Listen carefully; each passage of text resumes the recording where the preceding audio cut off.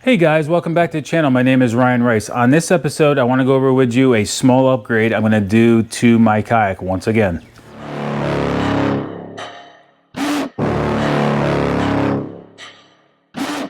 So I did a video not too long ago, DIY dashboard setup with a piece of stainless steel unistrut. You really can't see it right now because I got everything on there, but kind of wanted to show you how my setup is, like what I'm looking at when I'm looking sitting in my seat. I'm going to get the track pack base off here so you can see it if you haven't watched that video.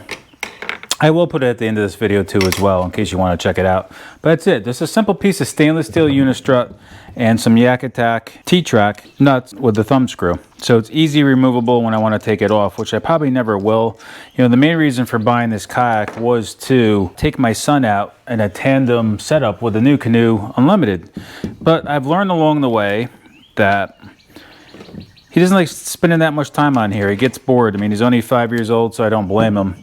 So we're going to do a small upgrade to our dashboard setup. When I was down in Georgia recently for the Kayak Adventure series, you know, I came across one of my good buddies, Jeff, who now works for Boonedox. So he's like, Ryan, you got to try this dashboard setup from us. It comes with a T-slot here that you can mount all sorts of accessories. What's nice about this one, though, it is wider than what I have now. So it's going to give me more availability to put stuff on top of this kayak. I kept this one short because of the curvature of the Nucanoe. I could only make the bar so wide anyway, and I didn't elevate it because, you know, I didn't have pieces to do it. And this cost me nothing because I had it laying around the job site. So now with this, the slotted console is what this is called, and the riser kit, which is the flat riser kit. You got to buy different kits for different kayaks. I think they have one separately for Hobie and all that stuff, but it's going to elevate this a little higher. So it's going to bring everything up, my fish finder and track packs, a little higher, and it'll actually give me a little bit of foot room underneath here as well. Even though my feet don't really necessarily come up to here, they come up to about here, but when I really stretch out, kind of fit underneath this one, but it's going to give me, you know, a little bit more foot room, if that's what you want to say. Elevate everything so it's at a better height for me, and also a wider bar than what I have here is my do-it-myself kind. The built-in measurements on it, so when I'm out doing saltwater fishing, which I don't do any competition for that, it's gonna give me a little tape measure that I can just hold the fish up to and at least tell you guys, okay, it's bigger than 24 or it's in this area here, you know, it's 18-inch red or whatever. So that's gonna be a pretty cool little change to our kayak. So we're gonna get this all taken off. We'll start putting this slotted console together and show you how easy it is. It's very simple, guys. So this is all I had before. It's just a piece of unistrut. Worked just fine. It got the job done. It did limit you to where you could place things because of the slots in here. Yes, you could drill in between the slots if you have to, but what's the advantage of also having the slotted console is that it's just a slot, so you can move things around. Maybe you're out in the water and you want to adjust something. You could just loosen your thumb screws for your gear and just slide it back and forth if needed. You know, it gives you adjustability on the fly. So now we got everything taken apart. You can see here on the bottom, there's some hardware. So you gotta pop off the end covers to be able to attach your riser brackets. And it's just a Allen key. It's all stainless steel hardware. So we're gonna get this pulled off. We're gonna get this mounted to the bottom, our two risers. And it's very simple. Like I said, it's just hardware.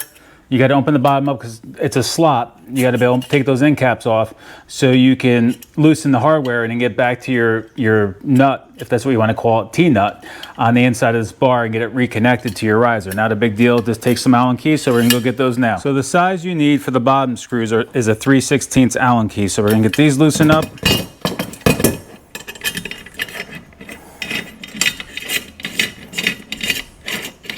And you can see that's the bigger T-nut on the inside of the console itself, and there's your stainless steel hardware. So we are going to put our first riser on. This riser itself, you really could go both ways with it, you know, because it's just one hole there, two on the bottom, so you could have it either way. So I'm going to mount this so it pushes the console back farther away from me. This way it gives me more room here because my fish finder, I do mark some things on it, but I don't touch it a lot. So it's okay, I can lean forward just fine and hit my graph if I need to change something, but I like having a larger deck space in front of me, especially when I do my saltwater fishing, because it gives me room to bring a 50-inch redfish onto the deck while having this stuff in the way. So I want to push my console back as far as possible. So that's how we're going to set it up. So you can see I got the risers mounted, but you can see underneath here there's adjustable area that's cut out. So it'll adjust to any width that you need for your kayak. kayak. And another thing too, you know, another reason why we use this item itself, we like supporting all the companies that we deal with and work with and buy products from that are made right here in America, and for, you know, supporting the kayak community, all these small shops and the guys who bust their butt to come up with these ideas to make our life on the water better.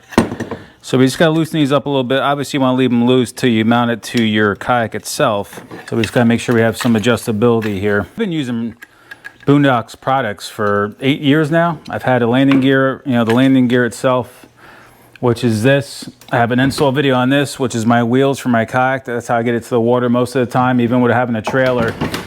I'm at a lot of ramps that are super busy, and I love just being able to slide that off my trailer out of the back of my truck and walk down to the water and not have to deal with the craziness at the boat ramps, because it's amazing what you come across on boat ramps and the different personalities and how people think that it's okay that they pull up to the boat ramps and just you know, take forever to unload their boat into the water. Instead of just getting it ready before they go to launch it, they pull up to the loading docks or to the boat ramps and just, you know, get their boat ready there on the, you know, on the actual ramp itself and just delay everybody. I'm not a very patient person, so I rather just walk right past them with my kayak and get on the water and get out of there. And like I've said before in other videos, you should see the looks I get when I do that. Get a kayak and you don't have to deal with it, right?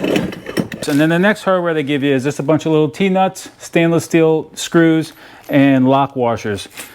Simple. You got 2 holes on each side. So once again, with an Allen key screw, it should be the other size I have here. Let me just verify it for you, and I'll tell you what size it is.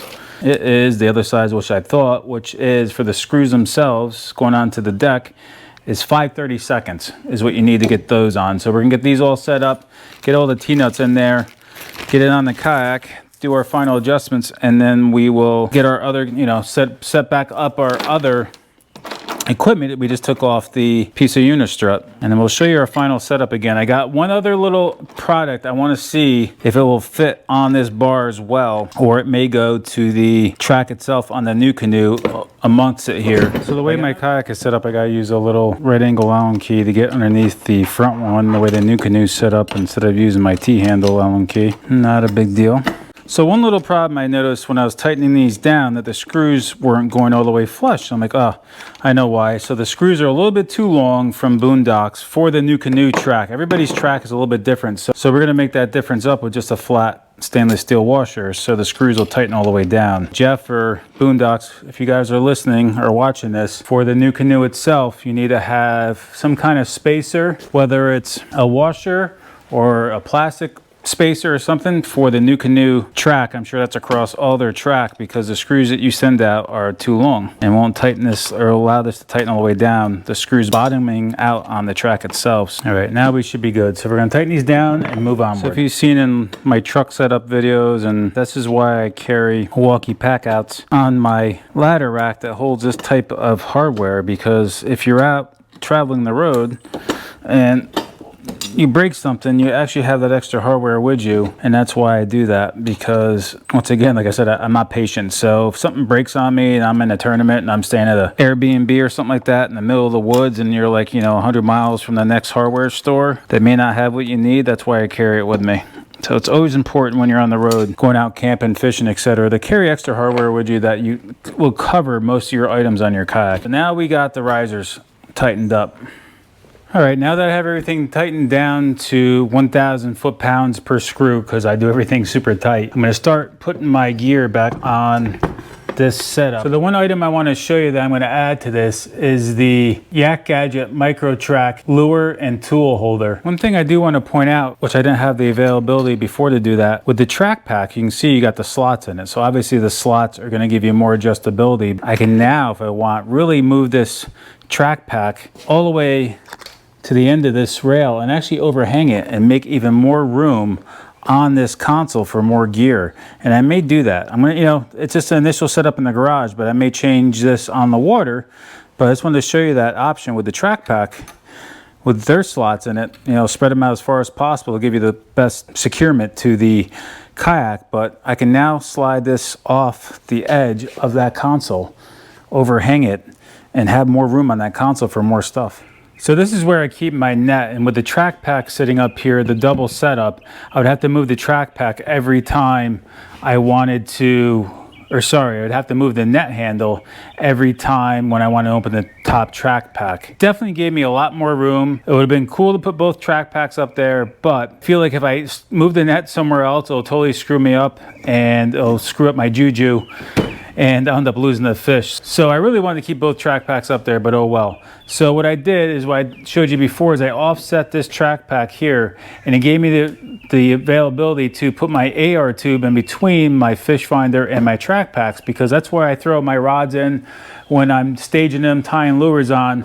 I always like throwing my rod so it's above my head and my lure sitting in front of me. Here's the Yak Gadget setup itself, so it gives me the availability to kind of swing this around a bit, and it holds my tools, which I normally used to keep right here. Not saying that's a bad thing, but I had this, figured I'd give it a shot, and I may move this around yet somewhere on the kayak.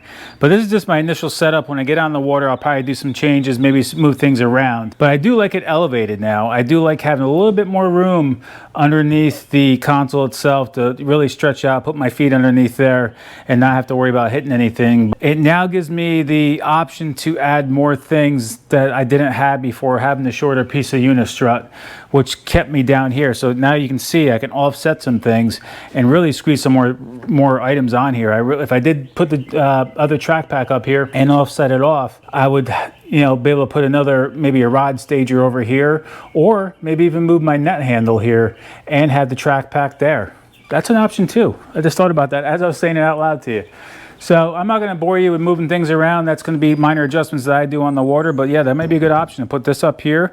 My net's really right in front of me. Putting the other track pack here and moving the tools back here. But whatever. That's going to be on the water adjustments, and you can set up your console, you know, any way you want. So that's it, guys. I just didn't want to put this on the kayak and not show you guys, because this could give you another idea as well over my DIY setup with the unistrut. And it's nice. It's nice and sturdy.